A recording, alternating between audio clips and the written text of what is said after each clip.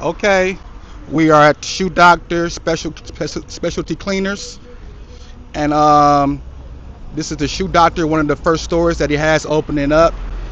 He's now global, starting from washing shoes in his basement, or washing shoes, and started off washing shoes. Now he has one business here. He has a business in Atlanta. He has a business in Toledo. He has multiple businesses in different places. And this is the Shoe Doctor, and we're here. Off this is one here. So it's off Illinois, and in Detroit, Michigan. And if you're in Detroit, Michigan, you should come out and get your shoes clean. You come get your shoes clean. Alrighty, alrighty. So this is it. All right, we got Ken himself still getting down and dirty. Well, not dirty, undirty. He undirty the shoes. That's what he does. So this is the back. This is the area. It's a lot of stuff going on. A lot of moving parts. Shoes everywhere. Shoes getting cleaned everywhere.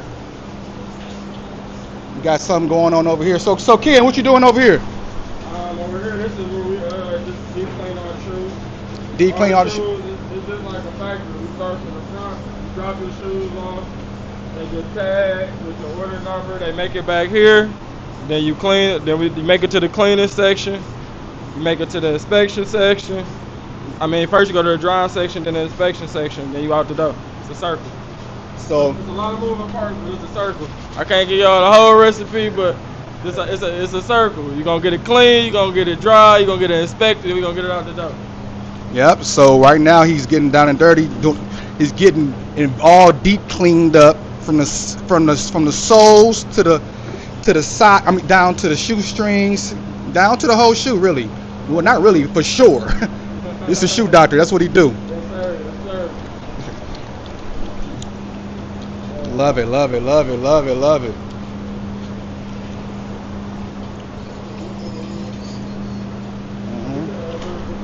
Oh yeah, I'm not going for right now. Just going through. These are shoes that's done. Shoes that's done goes on the back after they're bagged up. Correct? Oh, shoes go over here. Okay, shoes go over here after they're bagged up. That means they're bagged and ready. They've been through the deep cleaning. They've been through the drying process. They've been through the whole Shoe Doctor process. Wow, it's a whole factory. He has a whole factory going on, and this is just one shop.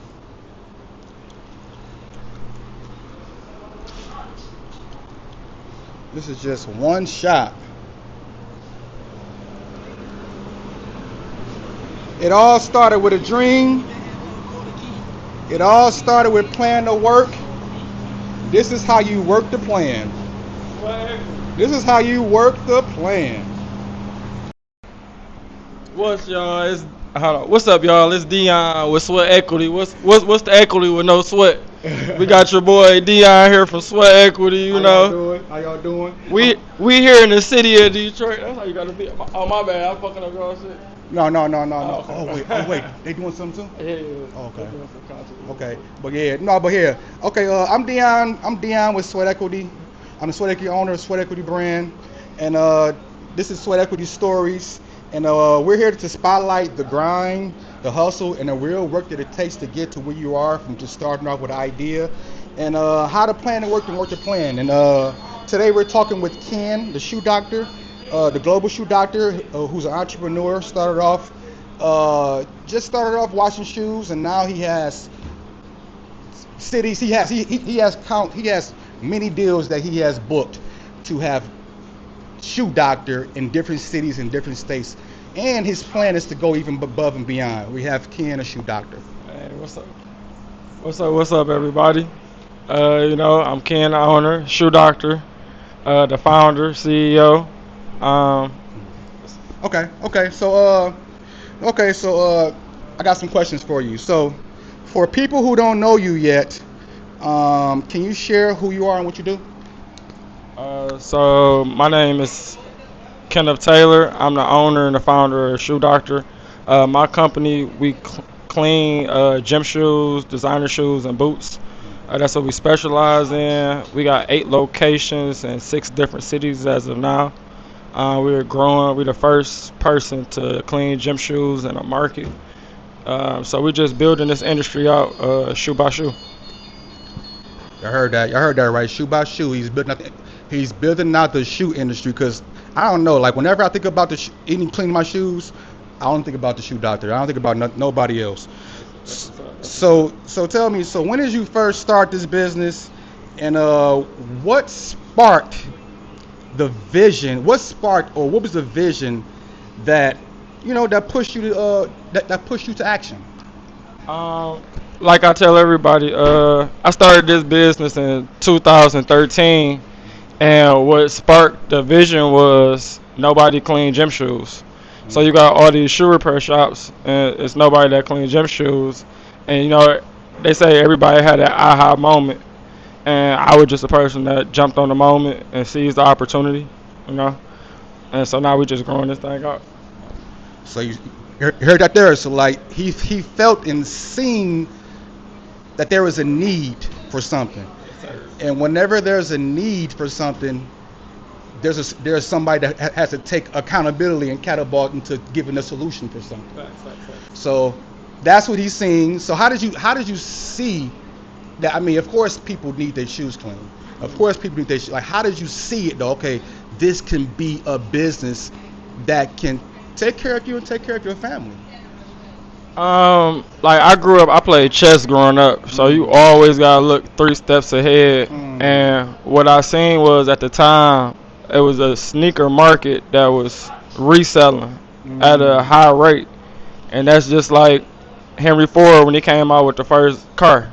mm, When you came out with the car, you had to have a maintenance shop to maintenance these vehicles, right? A So maintenance shop or just a somewhere to go? mechanical shop to go get your car fixed. Oh, You okay. feel me? To go get your car serviced. Yeah. To put it in those terms. So Okay. Okay. you had to have somewhere to get your car serviced when Henry Ford dropped the first car. So now that we see Nike evolving to high ticket items, where are these items being serviced at? Mm. You feel me? You buy a laptop, it's a computer repair shop. You break your iPhone, it's an iPhone repair shop, right? But it's nowhere that you can get these $1,000 shoes, these $500 shoes serviced at for a low price and good quality. And it's a household name now. So that's where my mind was at with it, because you gotta wake up every day and put 2 shoes on your feet. That's just like being essential. So I'm an essential to your lifestyle. That's just Mm. like you eating every day. Mm. You can't go nowhere without 2 shoes. And Mm. then I could get a percentage of people that love their shoes to drop them off. I'ma forever be in business. Wow. Wow. Did you guys hear that? Wow. So how old were you when that idea started to spark? I was 22 years old. 22, going on 23 years old. Wow. When I had the first idea about shoe doctor. So was this something that pushed you to the idea, or were you just randomly, us guys and us people, we just randomly just think about what we want to do, and we try, we fail, we do different things. Was there something else you were doing before this that said, "Oh no, this ain't gonna work. I gotta go into my purpose." Man, I was from plant to plant to plant, bro. Not the good plants like Chrysler and Ford. Like I was a plant to plant. Then I was in construction. It wasn't even a good construction. But construction is good money. I was lifting drywall every day, Mm, 250 pounds, carrying up people's stairs and things like that. So what pushed me was just not having my own, something to be able to call my own, something to be able to operate on my own, and just be in business on my own. I got tired of working for somebody. That's mm. that's what it was. So do you like? Cause I started playing chess too, and I didn't play young like you said. You started when you was like young, right? I just started I'm 37, so I started when I was in my 30s. I think early 30s. But do you like put that on like the chess? Cause like I know now, like now that I'm learning chess, like you think different. Like I'll never play checkers again. But it's just like it really has you. It really like it has your brain thinking like everything is chess type of So thing. So What a lot of people don't know about chess is they got thousands of books on chess, and you can look at chess 1,000 different ways. So when you starting out and you are a rookie in chess, then you just looking to make these certain moves, and you make these certain moves time and time again, and you wonder why you keep on losing because the opponent done learned those same moves that you about to come out the gate with every time you load up, So and you it's trying to say ready. switch it up every time? Like, You have to think of multiple ways to lose. Once you think of multiple ways to lose, it's only so many ways to win. do you care about losses, or do you look at those losses A as loss is lessons? a lesson. That's why you look at every way you could lose on the chessboard, and then it's only so many ways to win. You feel me? So if you knock out every way you could lose, instead of just doing the same move every time, like and that's in life, we tend to do the same thing and think you're gonna get a different outcome. You feel me? You could do the same thing a million ways. One of those ways is gonna work. You feel me? And that's just like chess. It's only so many moves you could make on the board. So once you learn and took so many L's on the chessboard, Mm. you know what not to do. And it's your choice to learn from those lessons in this game of life. You feel me? It's your choice. It's It's your your choice. choice. Like, oh my God, man, you like, what gave you this gift for gab, man? Like, did this gift for gab that you have come with confidence, come over time, or have you always had this type of way you talk? It's like you're talking that talk just that will speak to somebody who don't have it. And did you always have this? Was it always in you? Uh, no, it wasn't always in me. But you come across people in life that they put in your life for a reason. So my high school basketball coach was my speech teacher. Mm. So I had to go to speech class and get up in front of the class every day just Mm. to talk because I was on the basketball team. Mm. So I'm about to have to read my speech. Mm. So so people always ask me how you get so comfortable in front of. It's just getting up and doing it. Once you do it so much and you sit here in front of this camera so much and you talk, it's gonna be like it's not. You gonna you feel me? It's just Yeah, gonna yeah, come yeah. about you because it's art. It's in everybody. I think so. But it come in repetition. Some people got it off the dribble, but some people you gotta. It's that Not be chessboard. afraid to fail. You feel Not me? be afraid Afraid to to fail. fail. That's what I think you are. You're not afraid to fail. And when you have that approach, and when you have that type of mindset, like you said, you don't look as even if you do fail, you don't look at it as a fail. That's You look, one more. That's one more thing out the way. I learned how to lose that way. That's what I- Now if I lose again, I learn how to lose that way. I learn how to lose that way, and then over time, a win gonna come, and the win gonna be so big that you forget all the L's. You forget all. how do you stay in it?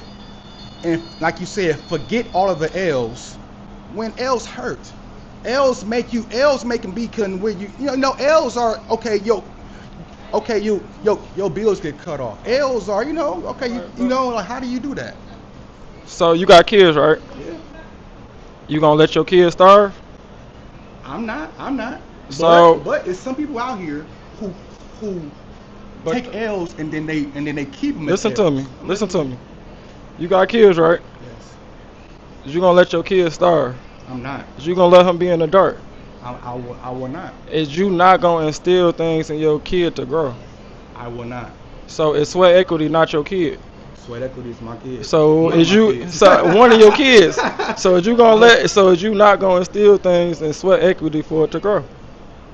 I mean, I got to. You not gonna let the lights get cut off of sweat equity? You been in business how long? I've been in business for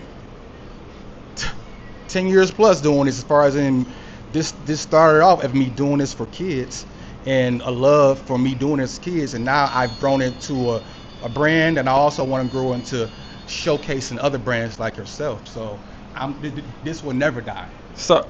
So you asked me how did I get over L's, and you answered it. This would never die. This is like one of my kids. I mean, for I the can't- person, for the people, you know people, you around, you grew up in Highland Park. Mhm. You grew up in Highland Park, and I grew up in the city as well. So you know, everybody is not like you and I, everybody is unique. But what I am trying to say is, there's certain people that take L's and they can't get past the L to get to the success part because the L's hurt them that bad. Like, what do you say to those people? I'm not those people because I'm gonna keep going even if I take 1,000 L's. What do you say to those people? Every L is a lesson. Like, I can't say it no more. Like, if you can't, and being an entrepreneur is not for everybody. If it was for everybody, then it'd be no way that an entrepreneur could be in business. See, like You feel me? you, right? Exactly. Somebody gotta punch the clock, and you feel me? And an entrepreneur, what should I say, responsibility to build those up that come up within your company. You feel me? And that's how you bridge the gap to build more. You can't build more if you're not bridging the gap between those that's right in front of you. So I'm saying that to say, so if you're an entrepreneur and you employing people, you employing them to get to the next stage Of their life. You feel me? Because they're not going to always be right here. That's just like my homeboy. He worked for me for 5 years. Now he owned his own shoe doctor in his own state. You feel me? But he put in the work and he seen what he wanted. And we took a lot of L's along the way. But it was up to him to push through. Because that's something that you wanted. You feel me? And like a lot of these podcasts say, like, you gotta want this shit like you want to breathe. Like, I tell everybody, like, if you're an entrepreneur, you have nothing going on today, like absolutely nothing going on today, sweat equity wise. It's a million things you could be doing for sweat equity. And people be like, well, I just ain't had nothing to do. I ain't had no content today. You could walk outside and ask 1,000 people, what you do for a living? That's content right there. You feel me? Like, it's always something you can do when you at the bottom because nobody paying attention. Nobody paid attention to me for 6 years. So you could do whatever you want to do. You feel me? You could figure it out. You could take a million L's because nobody paying attention. You feel me? I like that. Yeah, I like that. Wow. Like, and it's that simple. Like, it's no excuses. Oh, wow. I like that. Okay. So talking sweat equity and then, like, this is gonna go past it. Talking sweat equity and plan to work and work the plan. So what does that phrase mean to you, and how has that phrase came up in your journey as far as in plan to work the plan? That's one of my phrases for sweat equity. How has that phrase has come up in your journey?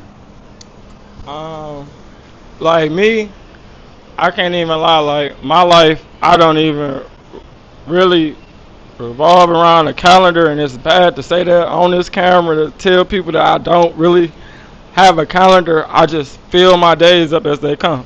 Like, I talked to you about a month ago? Yeah. A few weeks ago, and I told you I was gonna be on time during these days. You feel me? Yeah. So while I'm here during these days, I done told so many people I was gonna be here. So now when I get here, I got things to do. I'm also talking about plan to work the plan as far as in your business. Shoe doctor globally. What was in your brain? Like, you said you started this and you wanted one company, and like, somebody would just be satisfied with just one. You went out and went and got Toledo. You went out and went and got Atlanta. Oh. You went out, like, how did you plan to work this and now working the plan? Like, you had to plan. Like you said, I remember you had one, you had just this one, and then you was saying, like, years ago you wanted to be global.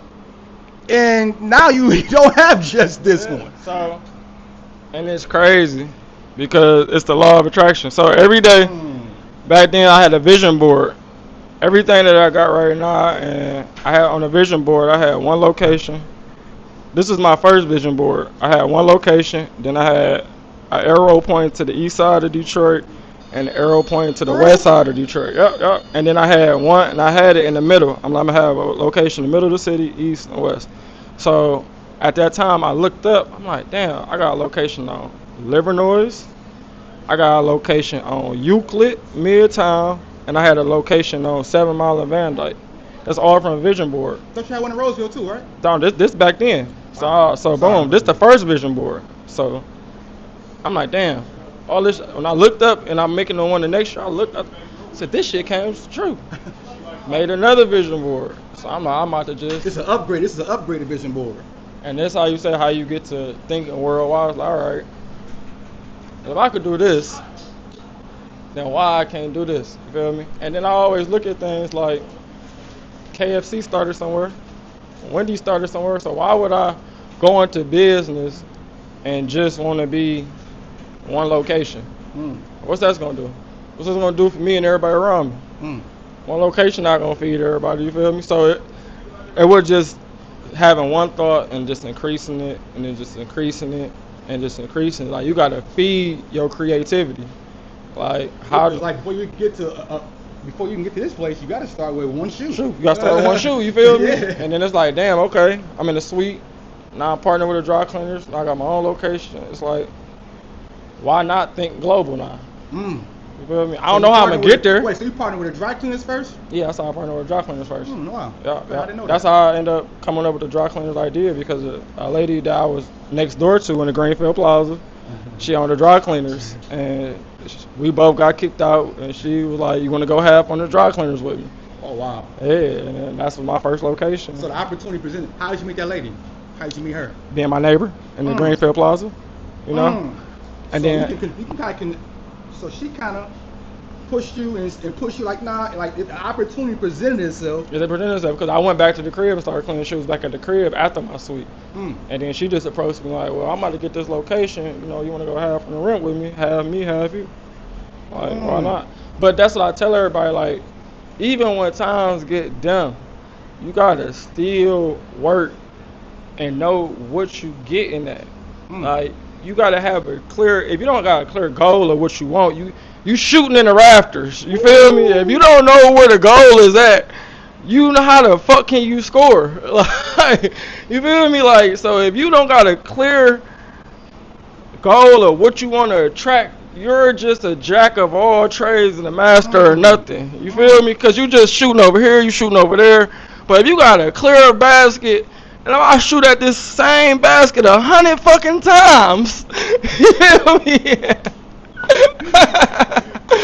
I'm gonna get further than every couple steps I'm shooting over here now. Every couple steps I'm shooting over here now. Like, let me do this, let me do that. But no, if I just stay here and, I could be the worst shooter. I guarantee one shot gonna land. And that's all it takes sometimes. And that's what it be for me every time, bro. I failed so many times that people don't even realize that, boom, all it took was one shot. Nigga, I bought them lockers, like the deal I just did with the athletes. I bought those lockers 6 years ago. I know, when I first met you. Wasted $12,000 of my hard. Yes, wasted $12,000. I'm like, damn, that's a failed idea. Put them in storage. Ain't thought about them. Now that same failed idea about to take my business to another level that I couldn't even think of at the time, and I already thought about it. Because guess what happened? But you thought about it for a reason. Yeah, but guess what happened when I got the lockers? I started shooting everywhere else. Oh, like not following through on the lockers. If I would have been shooting right there, I would have been. No, because like before you had the lockers, you didn't have those other stores, so you started shooting everywhere else. But you was shooting, you was scoring. I was scoring. You wasn't shooting, you was breaking. You were shooting, you was scoring. Definitely. What's the deal, my guy? You was getting buckets. You was getting buckets though. But so I mean, so in the essence is like you just said, you had to sweat equity to not stop on that goal, even though you shelved it and you shooting other places.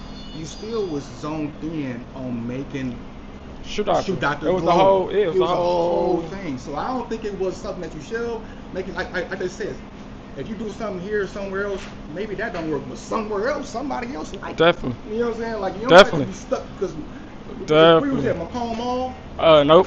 Fairlane. Oh, you said Fairlane, because Fairlane don't like it. I mean, like I'm sure. Like, where you say you at now? Like, what's going on with that now? I can't really talk too much about it. We talk about it in the next interview when all this signed and stuff. The ink gotta be dry. You gotta be dry first. Yeah.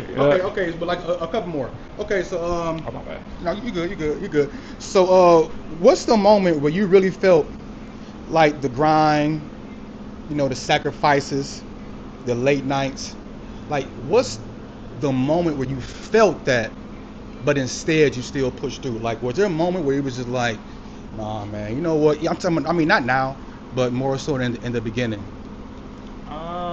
In the beginning, I used to want to quit every day. I probably wanted to quit like 10 times a day, every day.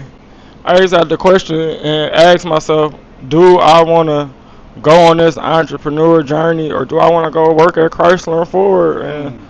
and just get by like everybody else? Feel me? And that's what I struggled with for a minute, watching everybody life get better, people going to put mortgages on houses, and I'm steady cleaning shoes, chasing a dream that never been proven. So what was sacrifice from that? Like as far as in, like when you don't have parties, you miss out on Bro, I vacations, you miss didn't out go on. nowhere. I clean shoes on Christmas. Mm. Like I don't. I used to clean shoes before my kids' birthdays. My baby mom used to be mad about it. Like, but that's what it took to get here, and a lot of people ain't gonna sacrifice that, and ain't gonna. And like I just told you, like even when I wasn't doing shoe doctor, I was doing shoe doctor. Feel me? So So I got a quick question about that too, real quick. You say your baby mama didn't like that. How was it, when you was just cleaning shoes in the beginning and nobody, you seen this. People like you, people can't don't have the thought, the vision, I and do. can't see your vision. How is people not like treating you, or like how is your perception of Ken, the shoe doctor, when you was just washing, when you were just a washer, a shoe washer? You know what I'm trying to say. I mean, not trying to say it in a bad way, of yeah, course. yeah. So boom. Um, my baby mama didn't understand me being at the shop all day. I used to be at the shop till 10, 11 o'clock at night, and I used to get accused of cheating because I'm at the shop cleaning shoes. And I used to tell her all the time, like, you don't see the bigger picture.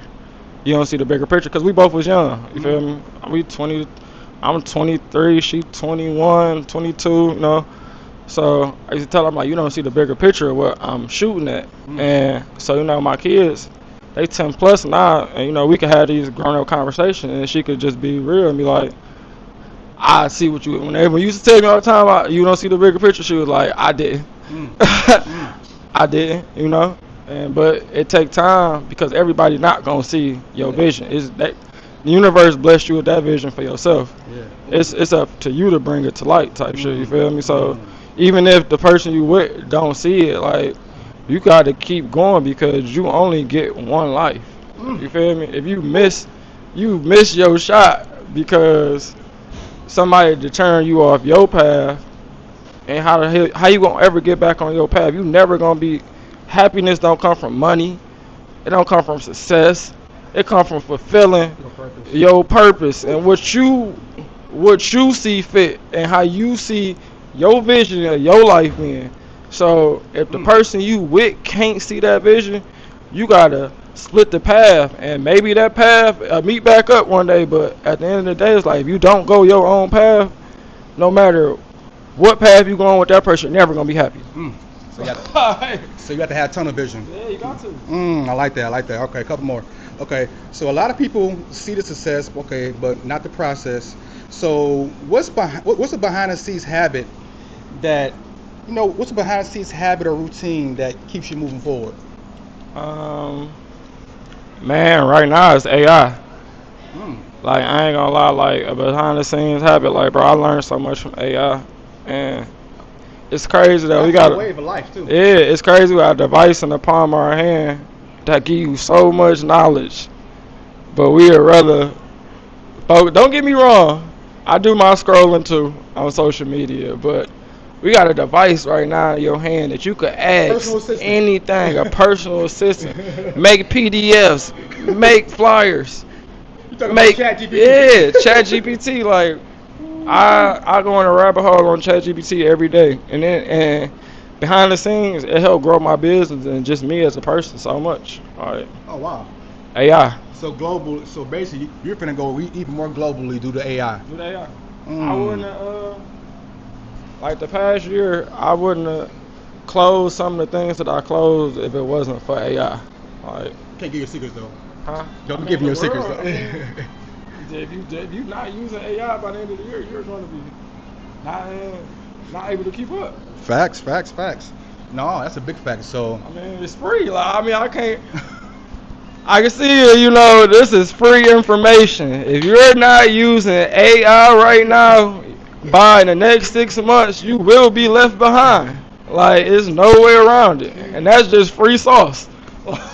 that's like getting a computer like what was like 15, 20 years ago. Like you had to have a computer. That's like something that could do anything that you want to do. Like, I learned how to code last night from AI. Like, I just became a software developer off AI. Don't tell your secrets, bro. But it's not no secret. Like, y'all can do it. Like, I never been like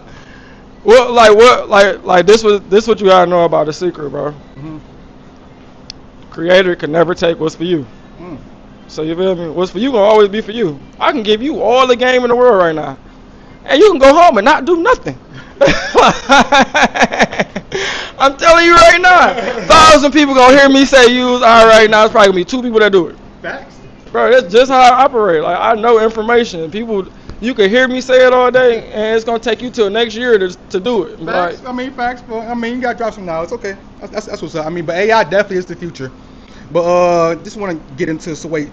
So when things get hard, what's the mindset or phrase you go back to get locked in?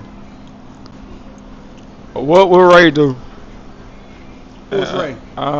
Ray is like my step pops. He passed away, and he was just he was just a big insight on my family. So like a great insight. So in the tough times, I used to always ask him. He used to guide me through shit.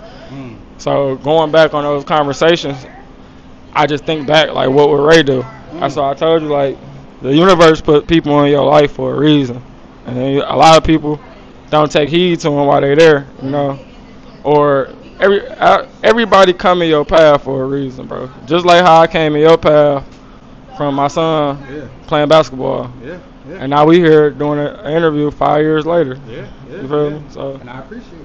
And I appreciate you. So yeah, no, God, oh my God, he's spilling some knowledge, y'all. We in a shoe doctor wanting to shoot like would this be like the headquarters? Yeah, I just did okay, this is location. Yeah. Flagship location. This is one of how many? 8 locations. 8 locations. Do you mind saying where your locations are and how many you got? I mean, where did they start? Which ones was first? Do you remember which one's first? Because you're getting up there in the 8s and 7s, and like maybe you don't know which ones is which. So this Livernois location is one of the locations, one of the first, and then after the Livernois location, we did Atlanta, and then after Atlanta, we opened Roseville, Roseville, Michigan, and then after Roseville, Michigan, we did Kansas City, Missouri. After Kansas City, Missouri, we did Chicago, Illinois. Then after Chicago, Illinois, we did Los Angeles, California. It's a mobile service. I thought Atlanta came before that. What? Atlanta. I thought Atlanta came before that. No, Los Angeles. Atlanta was second.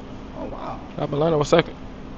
Okay, right here is at the point to where I lost the audio. So what I will say at this point is Ken, the shoe doctor, he's a very intellectual person. He's beyond his years, and his insight on his business, on his career, and on how he went about making things happen is a story to tell.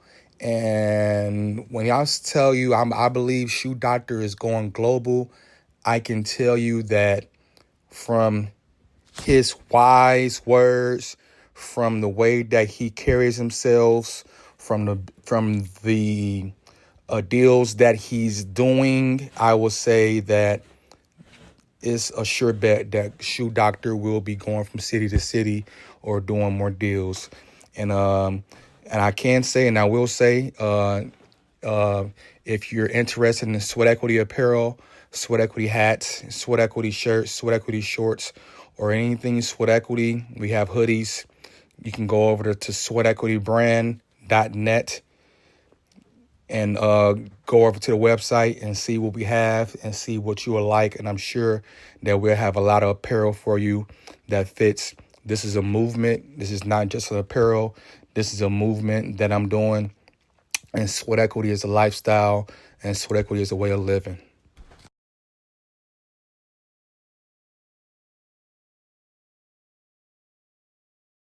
That girl, nice and red.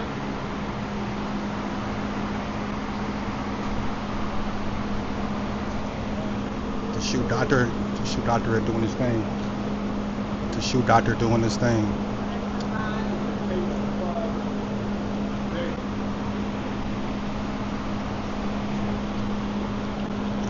He's showing her how to do. He's showing somebody how to do that. This is Dion Walker, and this was Sweat Equity brand, and that's another chapter in the Sweat Equity story, where real work, real people gets real results. Remember, it's your sweat, your equity. If this inspired you, share with someone who's on the grind. And remember, keep building, and we'll see you on the next Sweat Equity story. This has been the Shoe Doctor, Ken, and I'm at his headquarters. And you have now heard Ken, the Shoe Doctor. We're on to the next one, the next business, and the next person. And to Ken, I want to say thank you. And if you guys need your shoes clean, please go to the Shoe Doctor. This is Dion Walker with Sweat Equity, and we're out. And this is yeah. This guy does it all. This guy does it all. Okay, so just two more, and I'm done. Okay, so okay, so how would you define sweat equity in one sentence? Um, get paid later. Mmm. Mmm. Mmm. I like that. I like that. But to get paid later, you got to put in some work now. I like that. Okay, so what's next for you, Ken? And what's next for you? And I want to say, I don't want to put in how the sweat equity plays a role, because that's just putting too much in sweat equity. But just tell us what's next for you. Um, going global, man. I put sweat, my hard work, tears into this shit, man. So next is the world. Like I got so it's just so much happening right now that you could ask me what's next.